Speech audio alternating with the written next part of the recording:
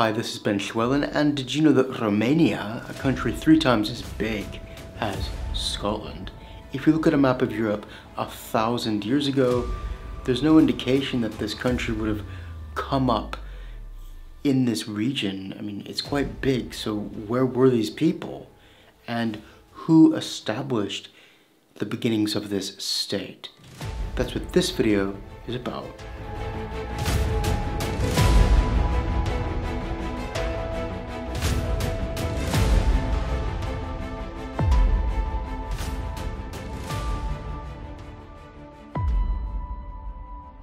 Romania emerged as 2 principalities along with Moldavia, which unified in 1859 to form Romania.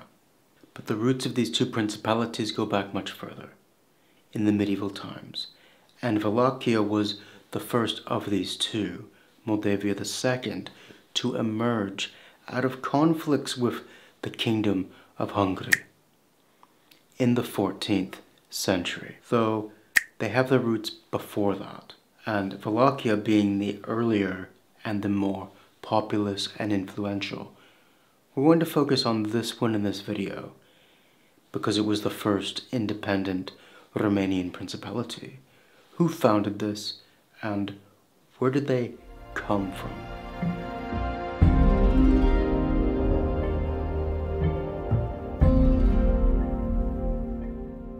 By the 13th century, the Bulgars, a Slavic people who had poured in around the Black Sea, penetrating into the Balkans, had rebuilt an empire that dominated the lower and middle Danube River Valley. But whilst the first Bulgarian Empire was more made up of Bulgars, the second Bulgarian Empire incorporated these people called the Vlachs as a core part of the identity of this political state. And they rose up together with them, with the Bulgars, in 1185 against the Byzantine Empire, with a core zone initially of what became known as White Wallachia, this stretch along the Danube. This Danube River formed a serious barrier. If you held one side of it, it was really difficult for an enemy to get to the other side. So it fostered a bit of isolation, and these Vlachs were able to grow as a people, we think. The Bulgars came to dominate, but this empire in nomenclature, the naming, had various names. Some people called this the Bulgarian Wallachian Empire, the Vlach-Bulgar Empire. This was a hybrid cultural state with an ethnic group concerning who we're talking about. However, by the first decades of the 13th century, the Kingdom of Hungary began to weaken the Bulgar Empire with raids down the Danube and into present-day Serbia. And these Vlachs were increasingly in a no-man's land between major empires.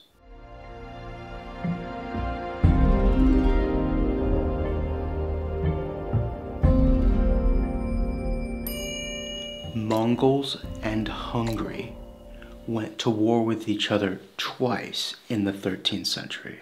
That's nuts. Mongolia and Hungary.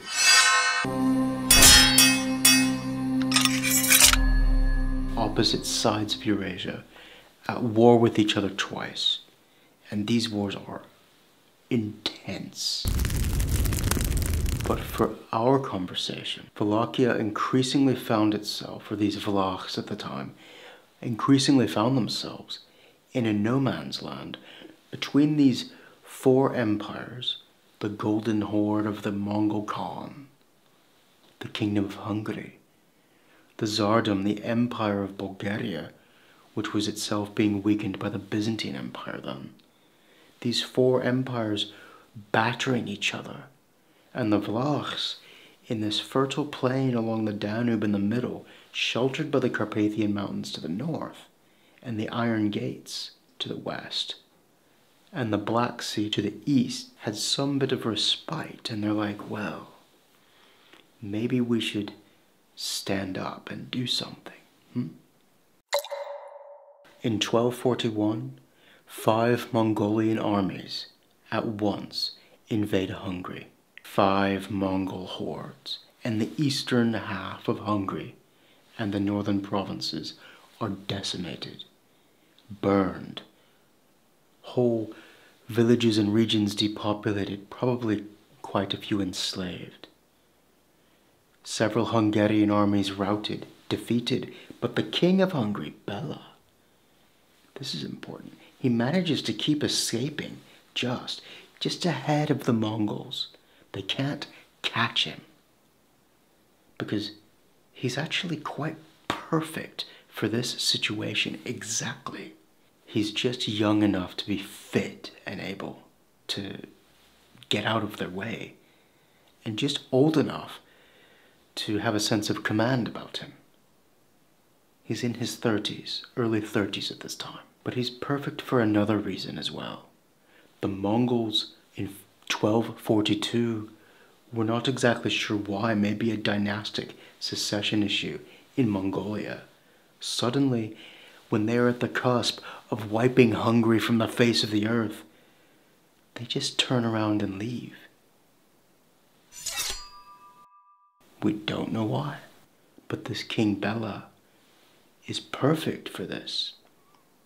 Because he's not an astute war general, but he is an astute man of state. He's a good king in terms of legal reform, administration, reorganization, using ecclesiastics, incorporating architecture from Byzantium and Italy into his military, bringing in colonists to repopulate those lands.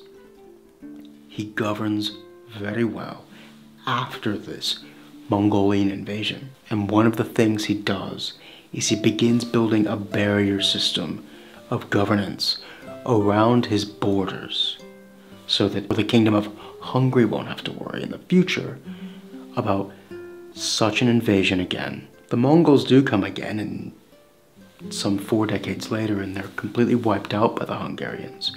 But for the time being, this frontier governance system, he sets in bannets, governed by bands, along the Wallachian frontier.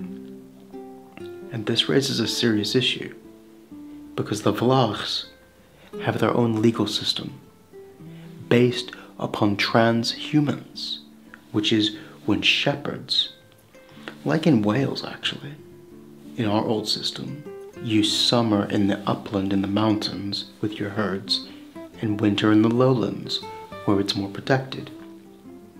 And they developed a series of laws revolving entirely around this semi-nomadic system of governing local, almost like principalities. And the Hungarian Banat system is rubbing up against that, and these two are not compatible. But for the time being, King Bela gives a master of Rimbold with his knights, Hospitaller, a monastic military order, permission to settle in the Severin, the Banat of Severin, and basically govern it for him to guard against Cuman raids, who are a Turkic people. That's important for later.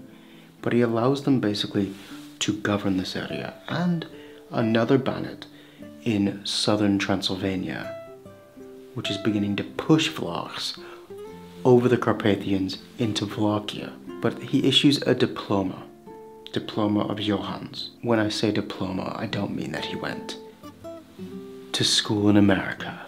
Okay, it means a charter issued by a king. That's what diploma means in this sense.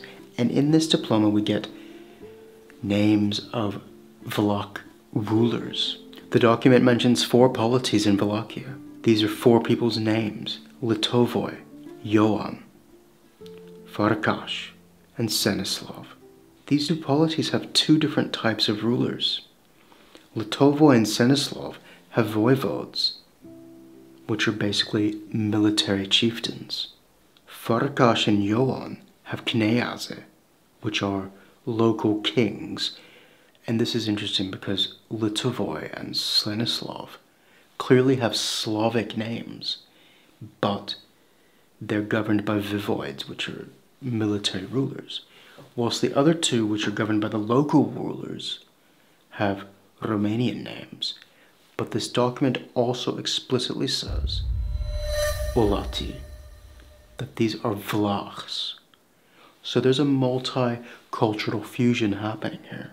Maybe it's a vestige of the Bulgarian Empire, but the key is that they're ruling themselves and they're negotiating in some type of diplomacy with Hungary at this point.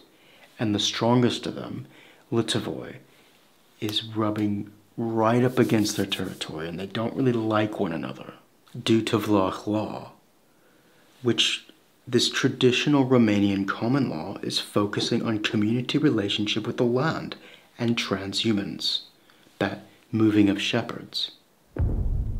This suggests a very old culture was there already, like in Wales, when it came up into contact with Norman England. Which means, if you place permanent lordships along their fluid borders, trying to impose a more stationary way of life, this would go against Romanian common law systems. And if you have an ancient people who cannot practice their laws because you cannot move out of the way when the seasons change, or you won't, and you're right in their face, how does that not lead to war?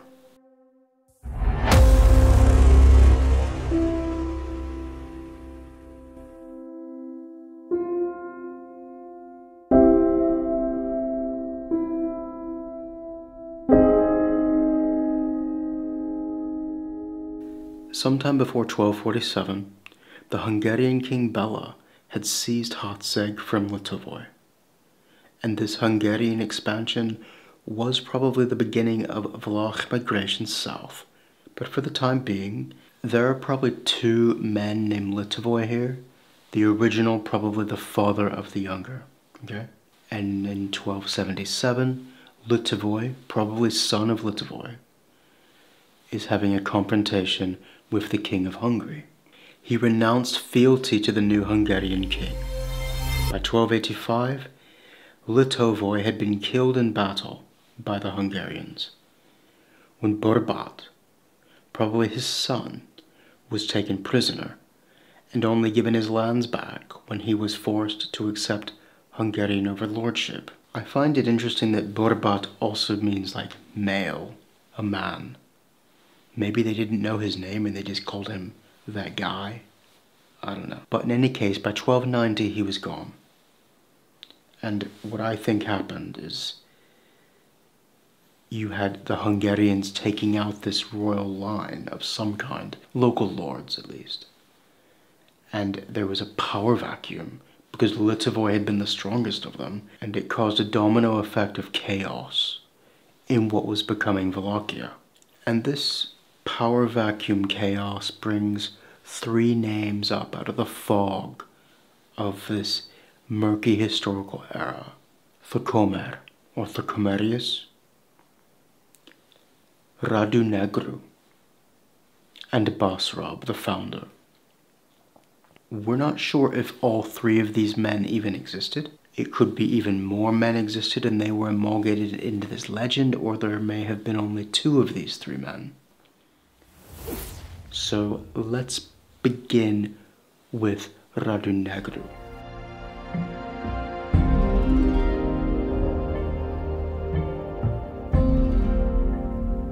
In the 17th century, long after the 13th century, a chronicle mentions a Herceg. Herceg, that's a duke. And he's mentioned in Fagarash. So we have Vlachs to the north of the Carpathian Ridge. A Herceg named Radu Negru. And this chronicle states he was the first voivode of Wallachia. And there are immediately a few peculiar things here. First, Radu is clearly Slavic in origin. It means joy. So in Ukrainian today, Radishche. Negru is clearly Latin in root. It means black. So the black joy. Secondly, Fagarash. He's from a multicultural area.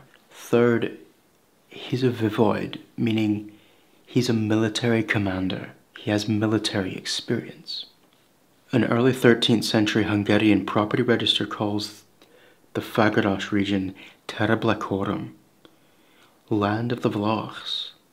It states King Andrew II, who had come before Bela, King Bela in Hungary, in the 1230s, had lands taken from the Vlachs, this Terra Blacorum, and put in the hands of the Cistercian abbey at Kartza.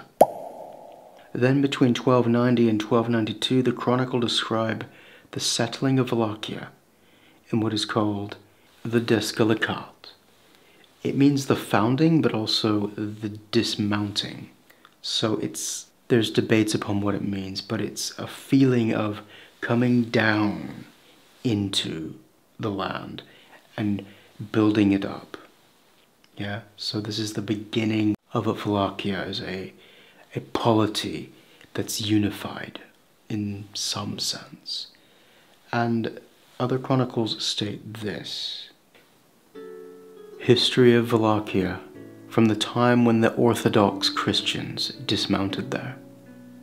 But earlier, the Romanians arrived who had separated from the Romans and wandered to the north with their chiefs Traian and with his son-in-law Severi.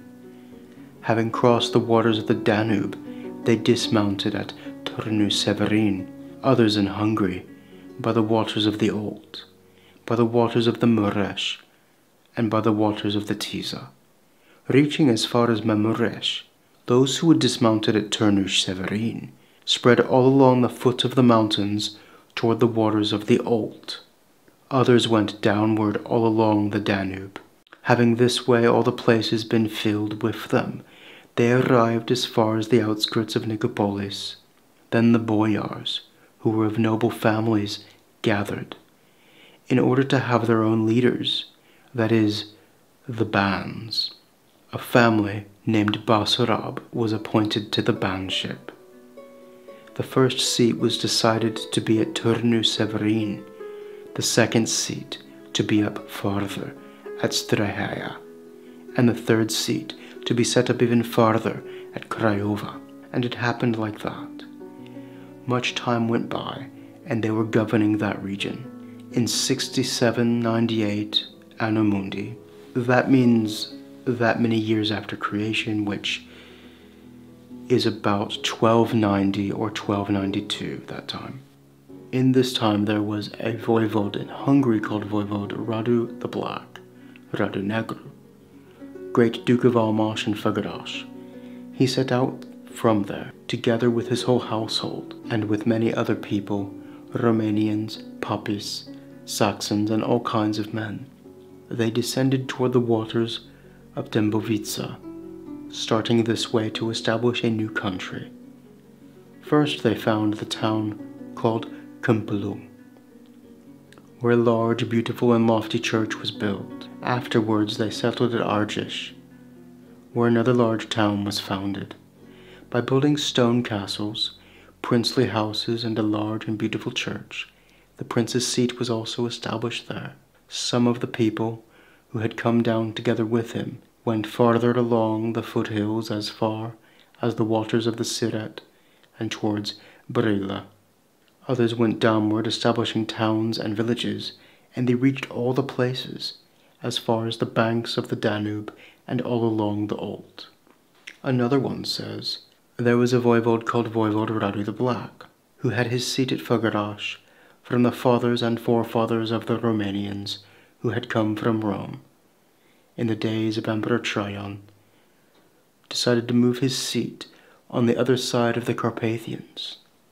We don't have any evidence contemporary at the time of this happening to say that Negru, or Radu Negru, existed.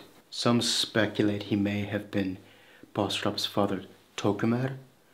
Some say that Radu Negru sounds like a nickname, because he also went by Negru Voda, like black leader, black warlord chieftain.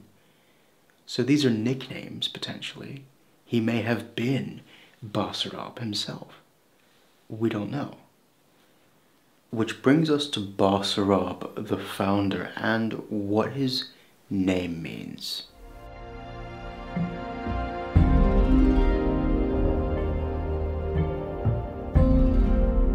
The only real knowledge we have of Basarab's father comes from a diploma after about what was about to happen in 1332. And this diploma says, Basarab filium Tocumeri schismaticum infidelis Allahus nostris, meaning Basarab, son of Tocumerius, our disloyal Valach.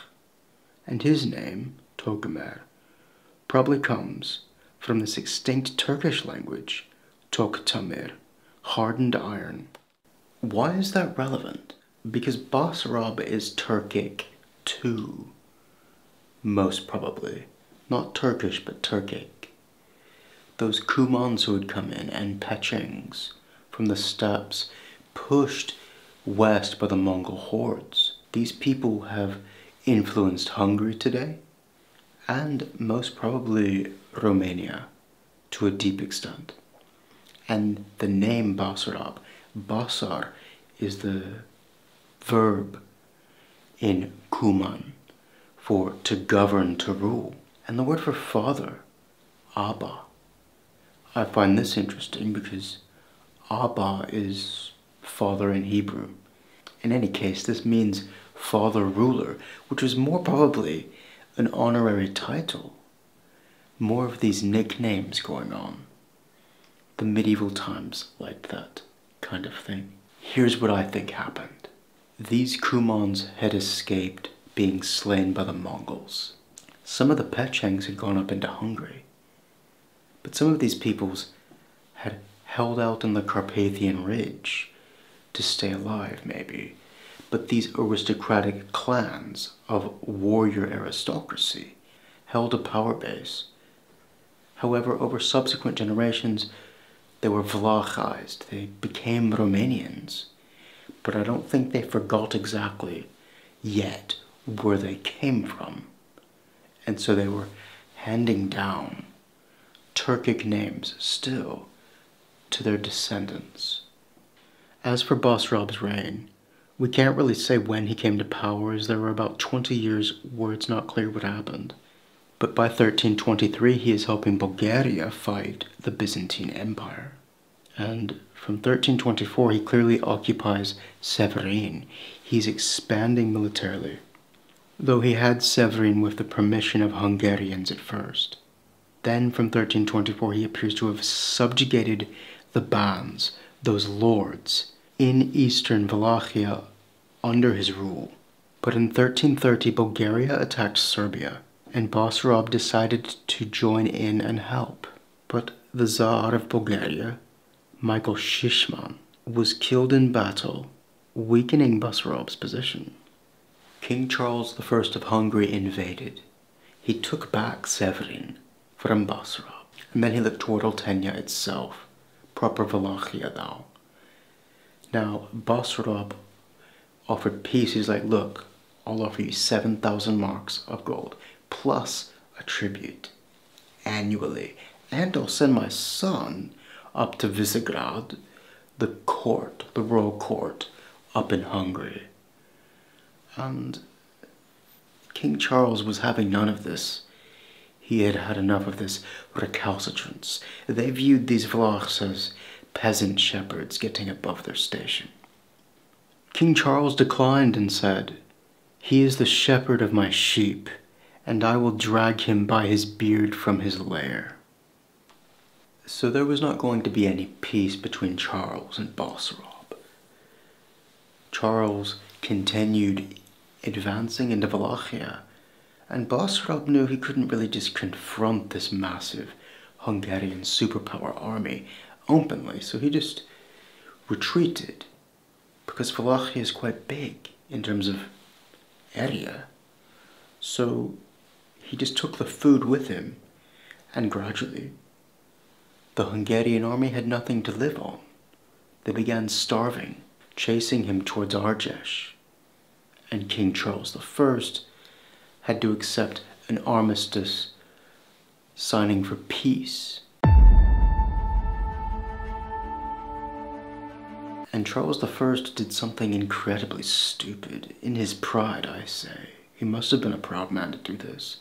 He retreated, not the way he came, a way which was defendable, but through the narrow, jagged crags of the Carpathian Mountains. The Romanians knew this land extensively. They ambushed him at Posada on the way back. They ambushed the Hungarians in a narrow valley, raining down rocks and arrows upon them from the 9th to the 12th of November, slaying the Hungarians. The king only narrowly escaped by changing his robes with one of his soldiers. This was a major military victory for Wallachia and Basarab, meaning that Wallachia could now conduct foreign relations on its own terms. Wallachia was now acknowledged as a state in its own right by the definitions of medieval times, of course. Merely a few months afterwards, he helped his son-in-law, Ivan Alexander, become Tsar of Bulgaria. He turned away from the Catholics and approached the Byzantines, and brought in Orthodox clergy into his country as a counterweight to Hungary. His descendants would form alliances with Poland and the frontier area, Herceg, Fagarash. This was now the area that Hungarians and Romanians were talking over. There was a barrier zone between these two nations now. That meant that Wallachia had room to consolidate.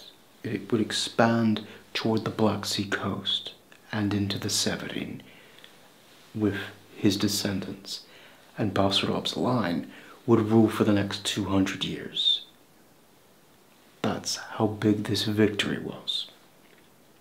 And Wallachia had firmly been founded. If you like this video, you can buy me a coffee, you can contribute by Patreon, or just like and subscribe. In any case, thank you very much for watching. We'll see you in the next video.